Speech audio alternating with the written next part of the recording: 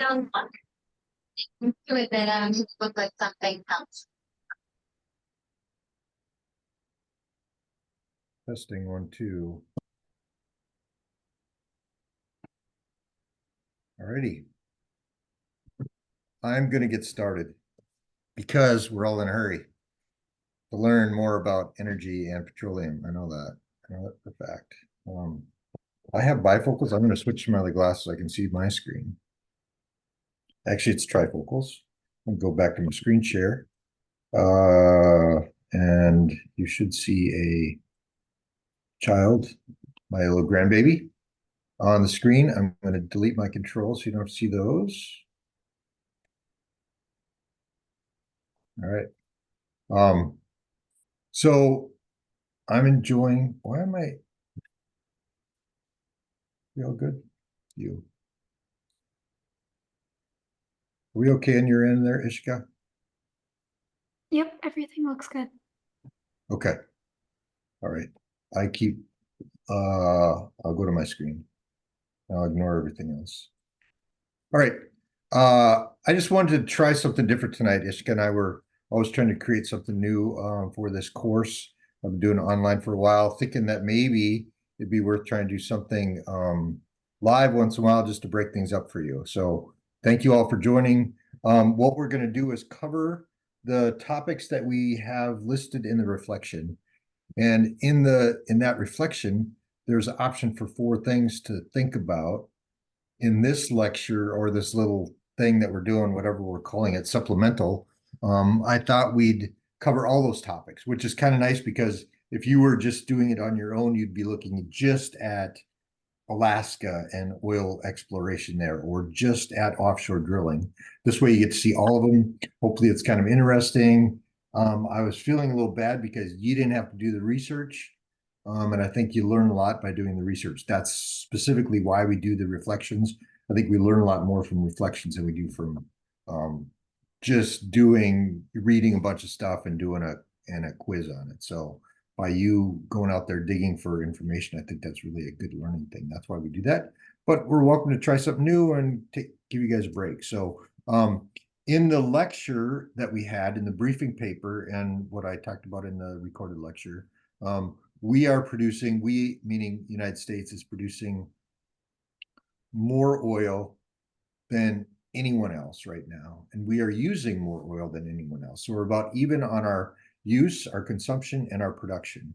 And in the United States, petroleum is our biggest greenhouse gas issue. So it's not coal or natural gas. Our biggest emitter is, for us as a country, is petroleum. So that's the focus on petroleum for us, and you'll see it in the next lesson, lesson 6. Lots of countries produce oil besides us. We need all that oil. We're like at 20% of the production globally, but there's a lot more countries out there.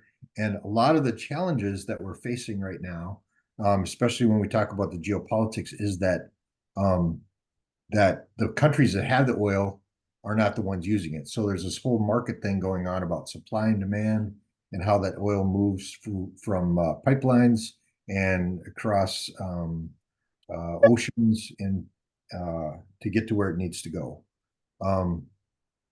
Also, we learned that oil refineries are specific to the oil. So the refineries in the Gulf of Mexico are set up for specific types of oil. So you can't just take any oil and send it to the Gulf of Mexico, to those oil refineries.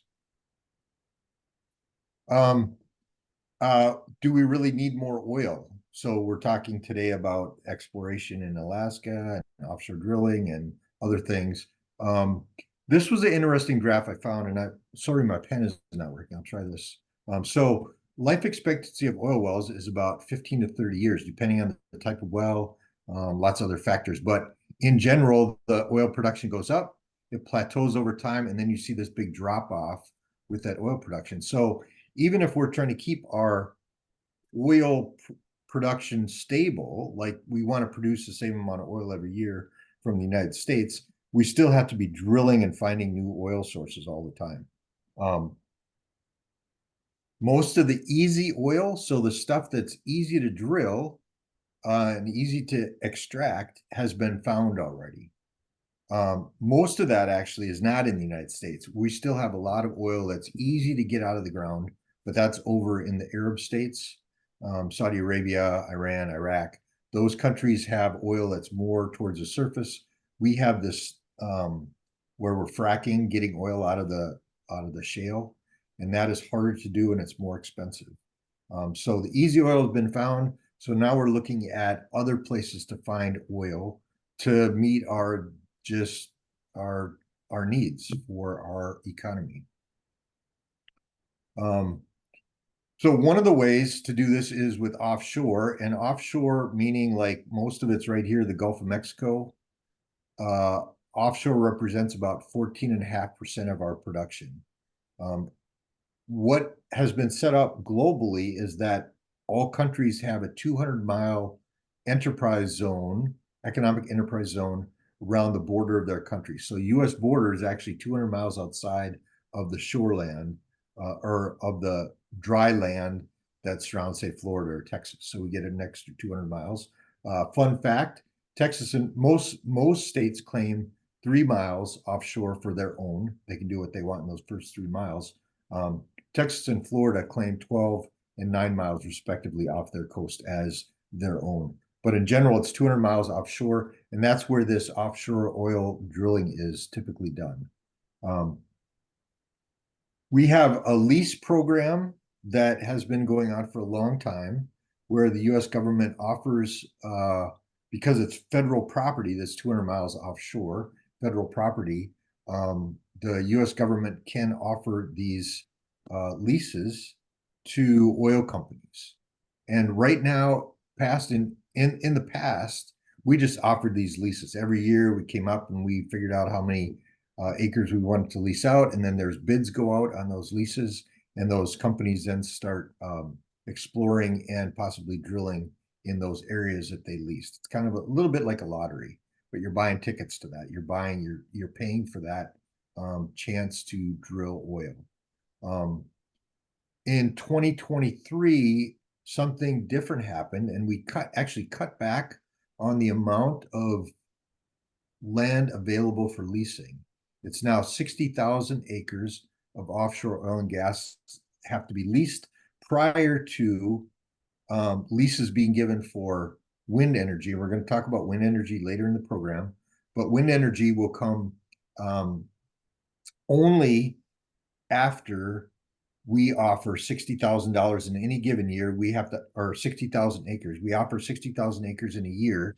And then, and only then, can we offer leases to wind energy sites. So it's a weird kind of thing that protects the oil industry. And it was obviously a compromise. Some people didn't want any offshore leases at all anymore. Some said, oh, we only want wind, and some said we don't want any wind at all. So it's a compromise. There's the other part of the compromise is we're not going to do it every year. We're going to do it every 2 years, so 25, 27, and 29. So over the next 5 years, we're doing 3 lease sales, offering the 60,000 acres for leasing. And there's a discussion about what acres are being up for lease. Interestingly, that sounds like a lot of acreage, and it is 60,000 acres for oil and gas leases. But right now, the industry only, after all the offshore drilling we've done, we only have industry holding 12 million acres of leases. So just because we say we're going to lease 60,000 acres does not mean it's a good deal for anyone that's in the business of producing oil. So it's kind of interesting. Like sometimes I think it's a little bit overblown. Yeah, we're offering all this acreage, but really it's the economics that drive this. And right now, we're only in 2023, the last lease that was done, only 1.7 million acres were newly leased. So there's a lot of acres out there. Not all of it gets leased. So the offshore drilling is an issue, or the pros of offshore drilling is that it helps with energy security. meaning that energy security is, we want to continue to produce oil for the US, so we have access to that oil. It also contributes to jobs, job creation. People will say that, and my argument for anything in this course, whether it's renewable or fossil fuel, is that all of energy systems use or create jobs. So that's typically an issue for all energy sources. So jobs, I kind of often negate that, is yet everything creates jobs. So we can't sell that for offshore drilling. The other reason that we do it is it's close to the refineries. Remember that the refineries along the Gulf of Mexico, we have a bunch of them there, and it's close to them. So they like getting that oil. That's the oil that they refine. So let's just keep doing it down there. The cons are that it's one of the more expensive ways to drill oil. So a lot of times, and that's why not all of the leases are taken up, is because it's expensive. The drilling offshore is an expensive process. Super challenging environmental conditions, which is part of the reason why it's expensive. And then also there's the issues of environment. So we have some oil spills. When they're doing the exploration, they're doing the sonic kind of exploration where they're sending loud sounds down, and it's impacting whales and other animals while they're doing that exploration, which is a big deal. And so that's the reasons why we do not like offshore. A lot of the discussion that we have with any of these new drilling, wherever it is, drilling or pipelines or anything else, is people complain, rightfully so, that oil impacts the climate. So you're going to see this, and I think it's a little bit of a mixed issue. Yes, the drilling for oil does impact the climate if we drill that oil and then burn it, but it's only because we're burning it that we have the issue. So in my mind, it's a little bit misguided to look at the climate issue, try to block our climate change issues because of the burning and use of fossil fuels, try and do it at its source. I think what we have to do is look at not using as many fossil fuels. And if we quit using them, then we quit drilling for them. So that's my kind of shtick on that. The other place we're looking at drilling is in Alaska. Right now, 2% of our U.S. oil comes from Alaska, and we've had declining production. You can see this production decline for the last several years. 30 years or so, we've been declining in production. Remember, we talked about those oil wells; they decline after a while. So Alaska has to look at new sources of revenue, and because their economy is super dependent on oil production. And so they have a big driver, big impetus to continue to find spots in Alaska. Most of the production is in this Prudhoe Bay area right now. And what their discussion is that there's oil over here in what's called the National Petroleum Reserves of Alaska. And that was set aside a long time ago for the Army, where they would be using oil from there to support their bases, naval bases, Naval Petroleum Reserves of Alaska. So that's what the N was for. And then this ANWR is the other wildlife refuge area that they're looking at drilling. There's a lot of oil in there. About 20 million acres in each of these sites. That has been discussed forever about drilling and protecting it, and there's battles going on for a long time. Interesting fun fact, this lower oil production, because it was such lower oil production, a lot less flow in the pipelines, and it changed the consistency of the oil. It was colder, and there were some ice crystals forming, and so the distance, the piping from this Prudhoe Bay area to the port of Valdez is about 800 miles, and it takes instead of 4.5 days when the pipeline was running full, it's taking like 19 days to get that oil pumped from one place to the other. Just kind of a interesting thing that there's so much complicated stuff happens in this oil production.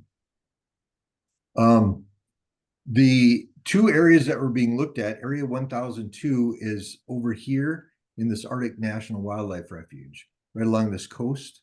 There's a spot that's about 500,000 acres, but lots and lots of oil, 10.4 billion proven reserves. Remember, proven reserves are like, yes, there's oil there, and yes, we can get it out of there economically.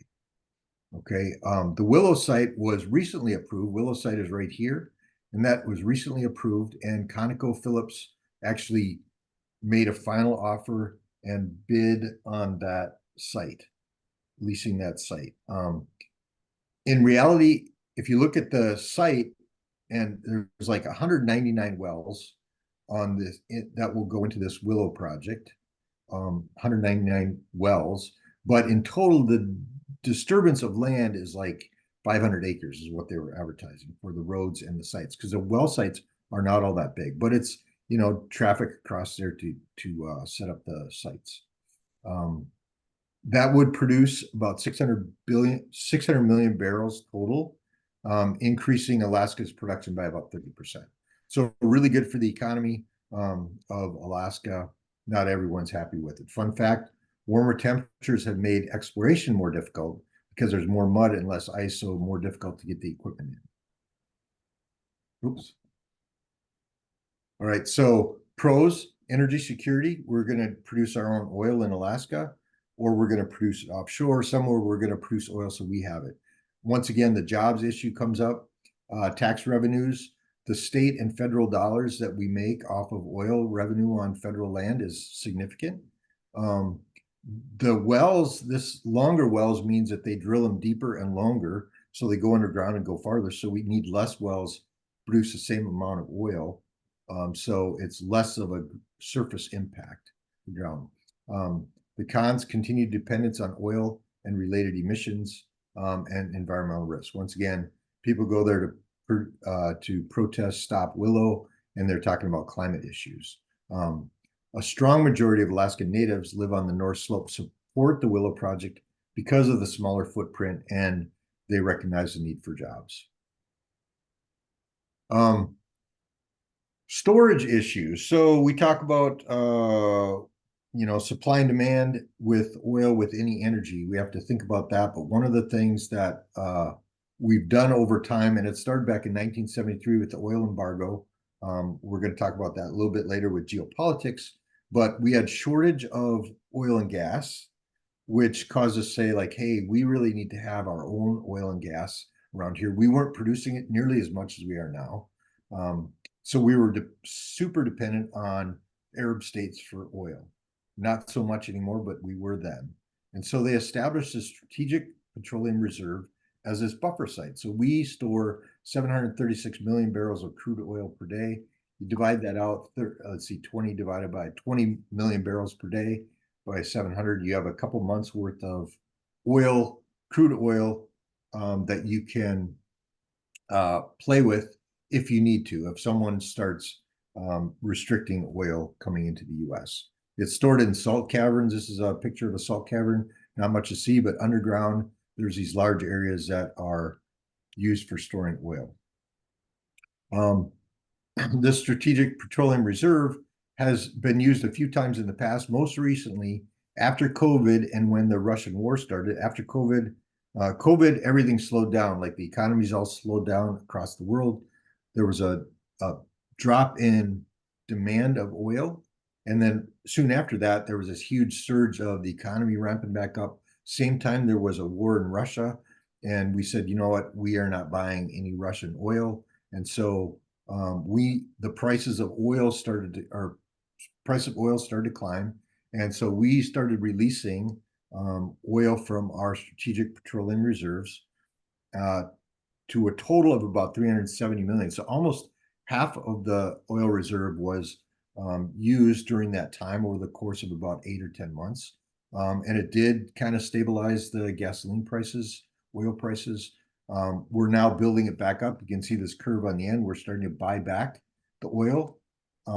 It's tricky because if you buy back too much oil, then you're creating a shortage of oil and the prices go up. So you have to buy oil when the prices are down and there's a little bit of overstock. So US plans on buying 3 to 4 million barrels per month, so they don't create a lot of havoc in the supply and demand system.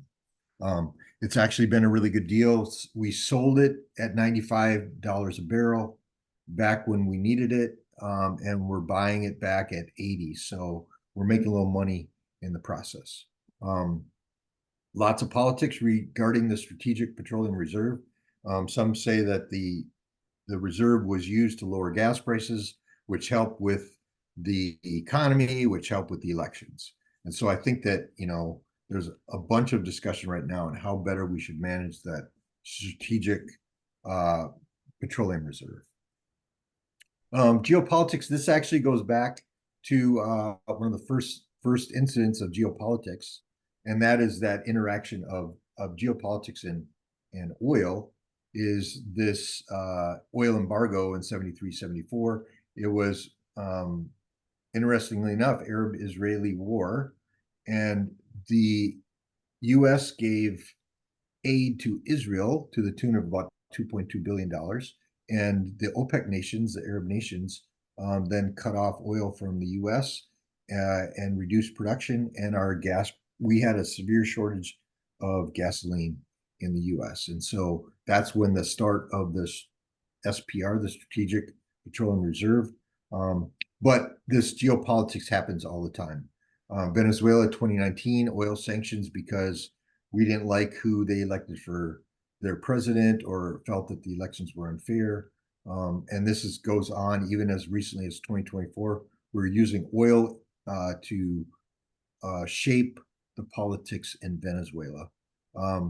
There's issues with the Strait of Hormuz, which is 30% of the oil. You look at this area, this is, forgetting the seas right here, but this spot right here is a pinch point for all the traffic, oil traffic coming out of Iran, Kuwait, all these Arab states goes through here.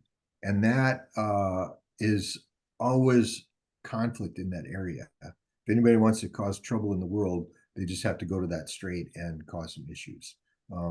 Most recently with geopolitics, it's been the war with Russia and Ukraine. And that once again is like where we release the oil from the Strategic Petroleum Reserves, but we're like, okay, Russia, you need to behave.